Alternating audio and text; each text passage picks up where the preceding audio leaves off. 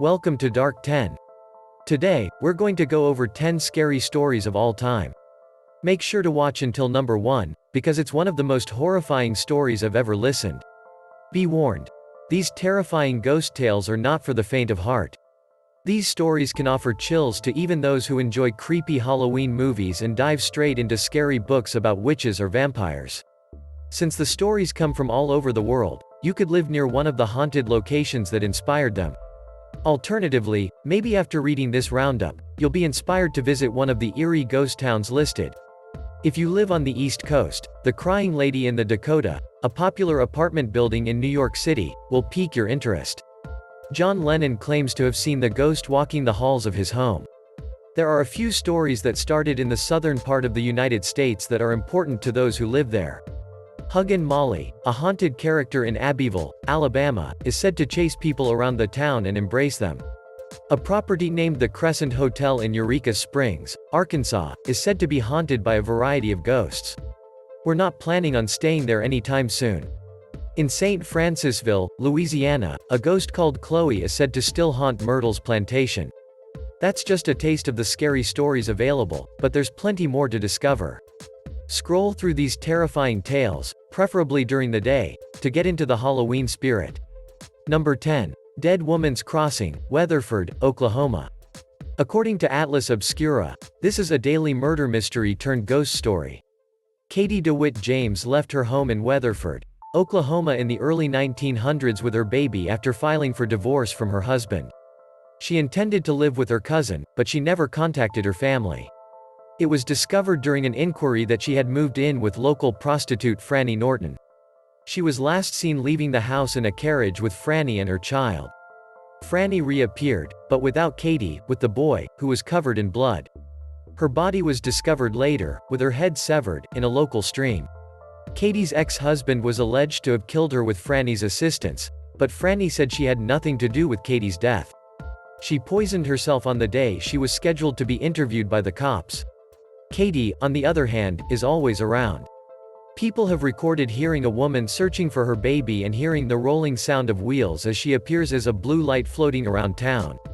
Number 9. Zombie Road, Wildwood, Missouri. Zombie Road, just outside of St. Louis, is a hotbed of paranormal activity. There are many terrifying tales about Lawler Ford Road, from sightings of indigenous spirits roaming the stretch to victims of train accidents. There were once active tracks there, such as Della Hamilton McCullough, who was hit by a passing train. It became a notorious late-night teen hangout spot in the 1950s, with a number of murders occurring in the area as well. It's also rumored to be the hideout of Zombie, a serial killer who escaped from a mental institution. The strip has been renamed a nature trail in recent years, but it remains closed once the sun sets, with hefty fines for those who dare to trespass. Number 8. The Ghost of Deer Island, Biloxi, Mississippi.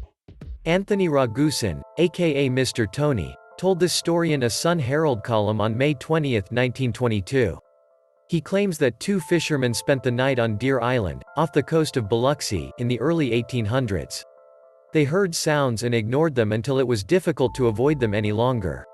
When they went to investigate the commotion, they said they discovered a headless skeleton chasing after them. They dashed for their boat and exited the island as quickly as possible. The bony frame is said to be that of a pirate whose captain cut off his head and left his body behind as a ghastly guard to guard buried treasure. Number 7. The Ghost of Bellamy Bridge, Mariana, Florida. Travel over this spooky bridge in Mariana, Florida, which has many ghost stories surrounding it, according to its official website, for a taste of true haunting love. Elizabeth Jane Croom Bellamy married Dr. Samuel C. Bellamy, a local official, in the 1830s. On the night of their wedding, her dress caught fire, leaving the young bride with horrific burns. She made it through the ordeal at first, but she died later. Elizabeth was buried near the Chipola River, and it was said that she couldn't sleep because she loved her husband so much.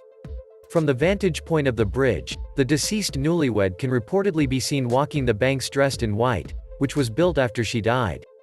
She is said to appear on fire while walking through the swamps, jumping straight into the water to douse the flames, or walking somberly along the river's edge. Number 6. The Sorensee House Ghost, Sorensee, Georgia.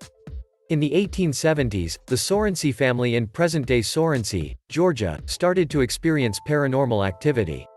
Objects soaring around rooms, laughter and weeping, and red eyes looking into the house were all recorded by family members. Utensils were bent into unusable forms and food was thrown off their dishes. The phenomena were thought to be pleas for help from ghosts who believed the family would be able to rescue them. A fire iron reportedly floated up and began hitting one of the sons in the head on the day the family agreed to eventually leave the home. In 1925, no one was courageous enough to live in the house again, and it was destroyed by fire. Number 5. Huggin Molly, Abbeville, Alabama. If you want to stop Huggin Molly's cold embrace, it's best to stay home when the sun sets in Abbeville, Alabama. According to legend, in the early 1900s, an oversized man dressed entirely in black started prowling the streets at night in search of innocent victims. When she becomes fixated on another, she hugs them and cries loudly into their ears. Many people have told tales of being pursued by Huggin Molly, who they assume as Huggin Molly. Parents in the area have also used the tale to keep their children in line. The town proudly proclaims itself the House of Huggin Molly, its nighttime warden. There's also a restaurant named after her that caters to families. Number 4. The Ghosts of the Crescent Hotel, Eureka Springs, Arkansas. Spend the night at the Crescent Hotel in Eureka Springs, Arkansas, which opened in 1886 and is said to be haunted. A worker named Michael was killed during construction, and his ghost is said to still haunt room 218. In 1937, the hotel was purchased by Norman Baker, a well-known medical con artist who pretended to be a doctor. He renamed the hotel the Baker Cancer Hospital, claiming to have discovered a cure for cancer. He did not, obviously.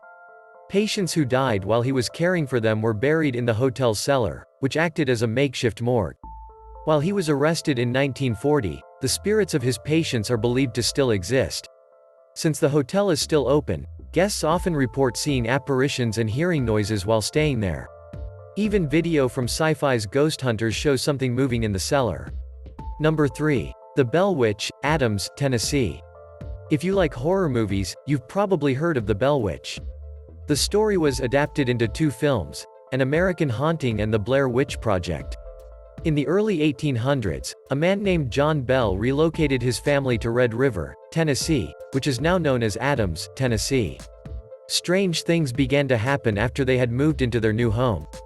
Dogs barking, chains rattling, rats chewing, and a woman whispering were among the strange sounds heard by the Bell family. The woman became known as the Bell Witch, and many people assume she is the spirit of Kate Batts, a former Bell neighbor. Batts and the Bells had a land dispute, and before she died, she vowed revenge on the Bells. Bell later died of poisoning, which was rumored to be the result of the Bell Witch's work. Number 2. The Crying Lady in the Dakota, New York, New York.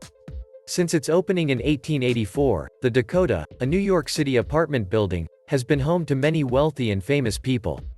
In 1973, John Lennon and Yoko Ono moved into the home, and on December 8, 1980, John was assassinated outside the structure. John claimed to have seen a crying lady spirit wandering the halls before his death. Yoko Ono, who still lives in the house, said she saw John's ghost sitting at his piano after he died. According to Yoko Ono, John told her, "Don't be scared. I'm really here for you." Number 1. Sloss Furnaces, Birmingham, Alabama. Birmingham, Alabama, was established in 1871, 5 years after the Civil War ended, and with it came the need for tons of pig iron to repair the country's decaying infrastructure. Colonel James Withers Sloss began work on Sloss Furnaces to meet the demand. According to the company's official website, the company hired hundreds of people a year back. Working on blast furnaces was a skilled and hazardous occupation. The danger was quickly discovered when a number of employees were incinerated in the furnaces and died. After a cruel foreman, James Slag Wormwood, took a job at Sloss in the early 1900s, things only got worse. Wormwood took risky risks in order to increase production, according to Reader's Digest. During his term, nearly 50 workers died on the job, and many more were involved in horrific incidents. In 1906, his workers allegedly threw him into the furnace in revenge. You can still tour the grounds today, if you dare.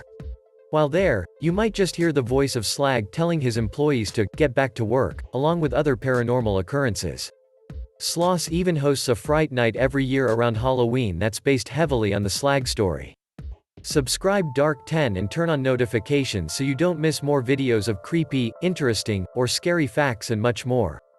Check out this playlist of my Dark 10 videos of crime and killers, and I'll see you in the next video. Take care.